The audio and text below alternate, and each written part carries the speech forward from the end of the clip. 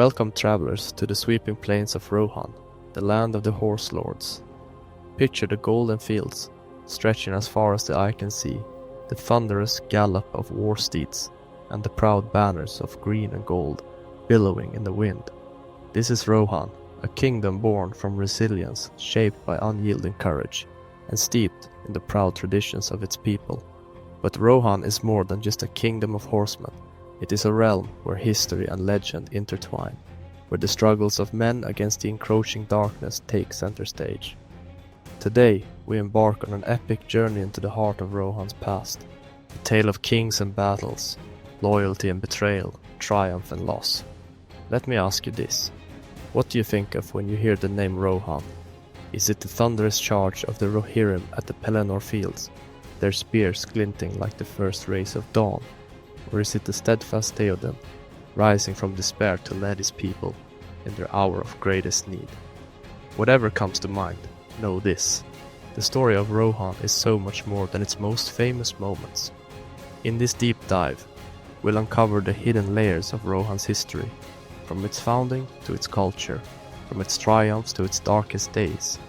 And as we traverse this rich narrative, we'll see how Rohan's story mirrors the struggles and triumphs of Middle-earth itself. So saddle your horses and ready your swords. The plains of Rohan beckon, and the history of its people awaits.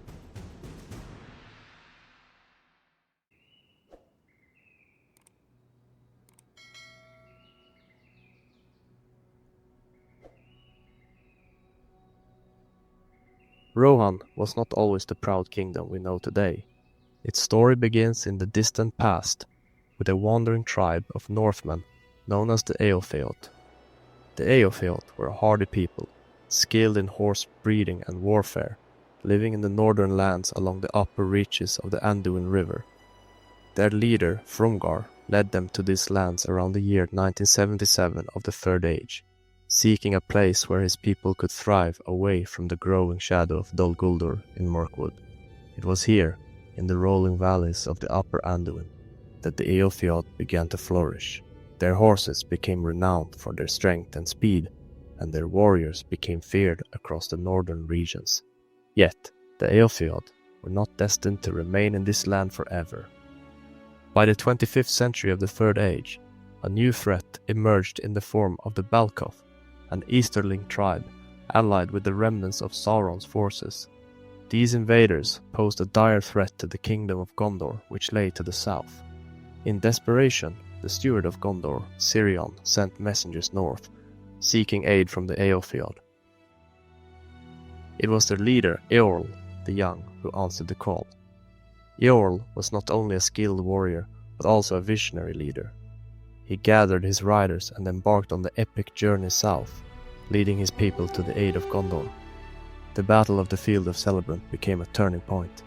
The Éothéod's cavalry charged into the fray, their thunderous approach shattering the ranks of the Balkoth and Orcs, turning the tide of battle and saving Gondor from annihilation.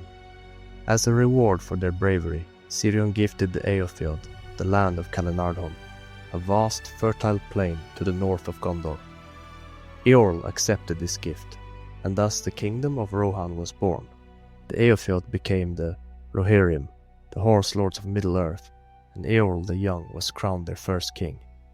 To seal this alliance, Eorl swore an oath of mutual defense with Cirion, an oath that would echo throughout the ages. In need or in plenty, in peace or in war, Eorl pledged, Rohan will answer Gondor's call. This bond, known as the Oath of Eorl, became a cornerstone of Rohan's identity. Eorl's reign laid the foundation for Rohan's culture and traditions, but it was his son, Brego, who gave the kingdom its heart. Brego established Edoras, Rohan's capital, nestled at the foot of the White Mountains. There he built Meduseld, the Golden Hall, a symbol of Rohan's strength and unity.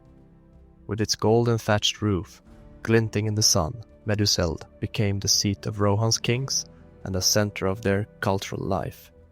Within its walls, songs of valor and tales of old echoed through the halls, preserving the history and spirit of the Rohirrim. Yet even during Brego's reign, tragedy struck. his eldest son, Baldur, ventured into the paths of the dead, a shadowy realm of broken oaths and lingering spirits. Baldur never returned, a haunting reminder of the dangers that lay beyond Rohan's borders. This tragedy left a lasting scar on Brego's heart and served as a cautionary tale for future generations.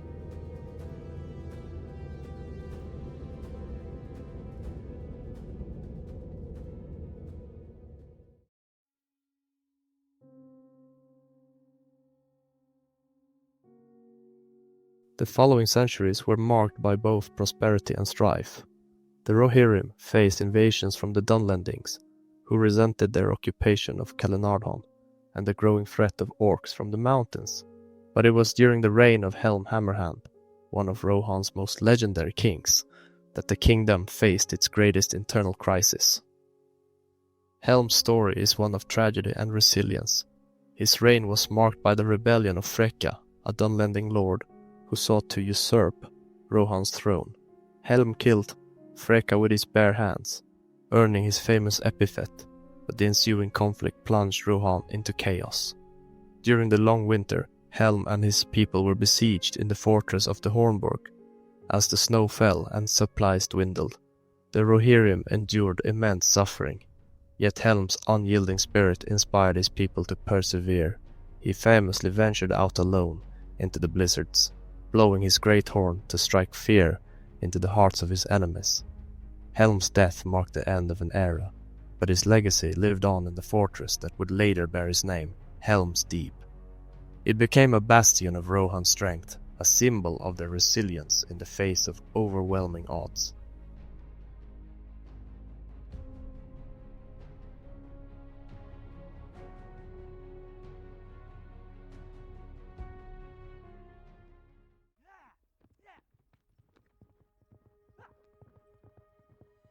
The Rohirrim are a people defined by their connection to their land and their horses.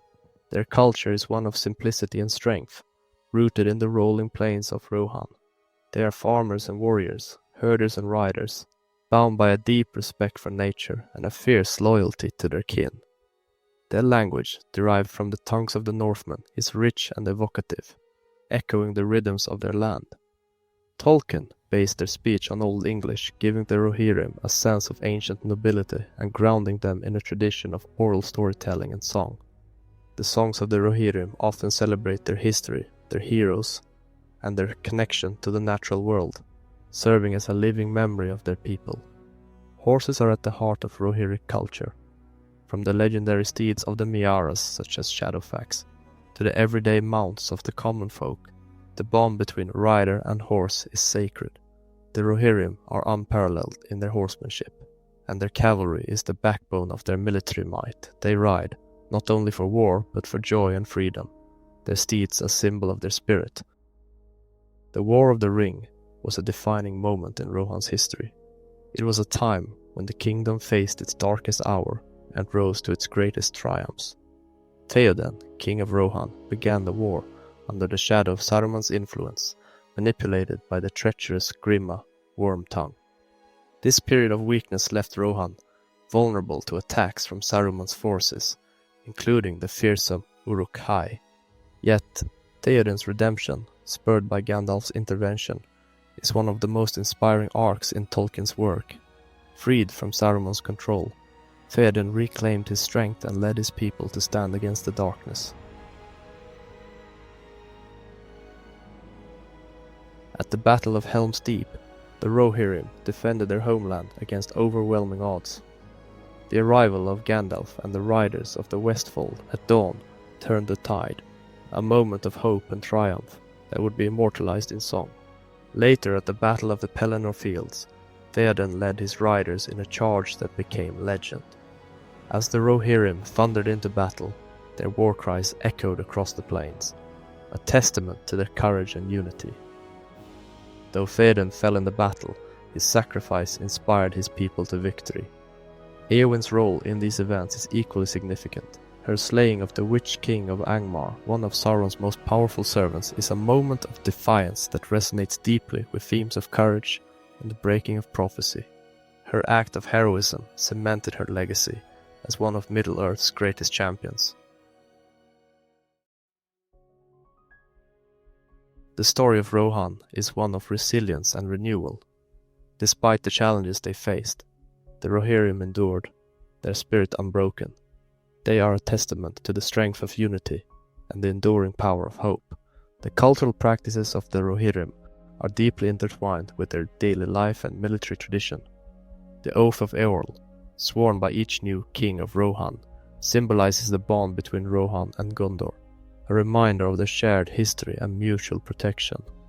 Festivals like the Midsummer's Eve celebrate the renewal of life and the victory of light over darkness, reflecting their deep connection to the cycles of nature. Rohan's landscapes are not just backgrounds but characters in their own right.